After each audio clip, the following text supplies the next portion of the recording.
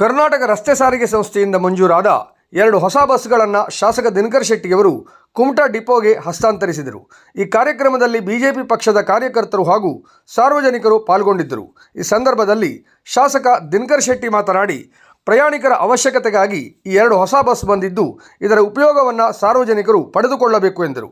ಈ ಸಂದರ್ಭದಲ್ಲಿ ಬಿಜೆಪಿಯ ಕುಮಟಾ ಮಂಡಲ ಅಧ್ಯಕ್ಷರಾದ ಜಿಐ ಹೆಗಡೆ, ಜಿಲ್ಲಾ ಉಪಾಧ್ಯಕ್ಷರಾದ ಗಜಾನನ ಗುರುಗ, ಮಹಿಳಾ ಮೋರ್ಚಾ ಅಧ್ಯಕ್ಷರಾದ ಜಯ ಶೇಟ್, ಪ್ರಮುಖರಾದ ವಿಶ್ವನಾಥ್ ನಾಯ್ಕ್, ಗಣೇಶ್ ಪಂಡಿತ್, ಪ್ರಸಾದ್ ನಾಯ್ಕ್, ಆದಿತ್ಯ ಶೇಟ್, ಧೀರಜ್ ನಾಯ್ಡು ಹಾಗೂ ಎಲ್ಲ ಮಹಾಶಕ್ತಿ ಕೇಂದ್ರ ಶಕ್ತಿ ಕೇಂದ್ರದ ಪದಾಧಿಕಾರಿಗಳು, ಪುರಸಭಾ ಸದಸ್ಯರು, ಅಭಿಮಾನಿಗಳು ಹಾಗೂ ಕುಮಟಾ ನಗರ ಮಹಾಶಕ್ತಿ ಕೇಂದ್ರದ ಕಾರ್ಯಕರ್ತರು ಉಪಸ್ಥಿತರಿದ್ದರು.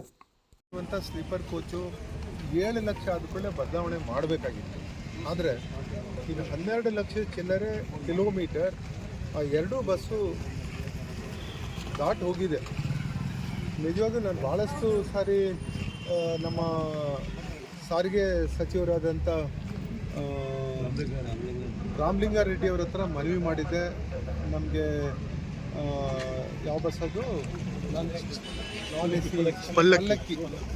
ಪಲ್ಲಕ್ಕಿ 2 ಬಸ್ಸು ಕೊಡೋದ್ರ ಬಗ್ಗೆ ಮಾತಾಡಿದರು ಮಾನ್ಯ ಸಚಿವರು. ಆದರೆ ಅನಿವಾರ್ಯ ಕಾರಣಗಳಿಂದ ಅದು ಭಟ್ಕಳಕ್ಕೆ ಹೋಯಿತು. ಆದರೆ ಮ್ಯಾನೇಜರ್ ನಮ್ಮ KSRTC ಇಲಾಖೆಯವರು ಏನು ಡಿಪೋ ಮ್ಯಾನೇಜರ್ ಏನಿದ್ದಾರೆ ಇವರೇ ಅಲ್ಲ, ಇವ್ರಿಗಿಂತ ಹಿಂದಿದ್ದವರು ಸಹ ಒಳ್ಳೆ ರೀತಿಯಿಂದ ನಿರ್ವಹಣೆ ಮಾಡೋದ್ರಿಂದ ಇವತ್ತು 12 ಲಕ್ಷ ಕಿಲೋಮೀಟ್ರ್ ರನ್ ಆದರೂ ಸಹ ಅದು ಇವತ್ತು ಬೆಂಗಳೂರಿಗೆ ಹೋಗಿ ಬರ್ತಾ ಇದೆ. ಯಾವುದೇ ಅಡೆತಡೆ ಇಲ್ಲದೆ ಹೋಗಿ ಬರ್ತಾ ಇದೆ. ಹಾಗಂತ ಹೇಳಿ ಸರ್ಕಾರ ಆಗಲಿ ಇಲಾಖೆಯವರು ರಿಸ್ಕನ್ನು ತಗೊಳ್ಳೋದು ಬಹಳ ತಪ್ಪಾಗ್ತದೆ. ಯಾಕಂತ ಹೇಳಿದ್ರೆ ಜನರ ಪ್ರಾಣ ಬಹಳ ಮುಖ್ಯವಾದಂಥದ್ದು.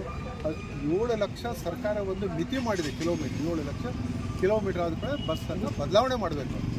ಆದರೆ ಸರ್ಕಾರ 2 ವರ್ಷ ಆಯಿತು. ಈ ಸರ್ಕಾರ ಬಂದು ಹೊಸ ಬಸ್ ಬೇಡಿಕೆಯನ್ನು ನಾವು ಇಟ್ಟಿದ್ದೇನೆ. ಆದರೂ ಇಲ್ಲಿ ತನಕ ಹೊಸ ಬಸ್ಸು ಕೊಟ್ಟಿಲ್ಲ, ಸ್ಲೀಪರ್ ಕೋಚು. ಮುಂದಿನ ದಿವಸದಲ್ಲಿ ಅವರು ಹೊಸ ಬಸ್ಸು ಸ್ಲೀಪರ್ ಕೋಚ್ ಕೊಡುವಂಥ ಒಂದು ವಿಶ್ವಾಸ ನನಗಿದೆ.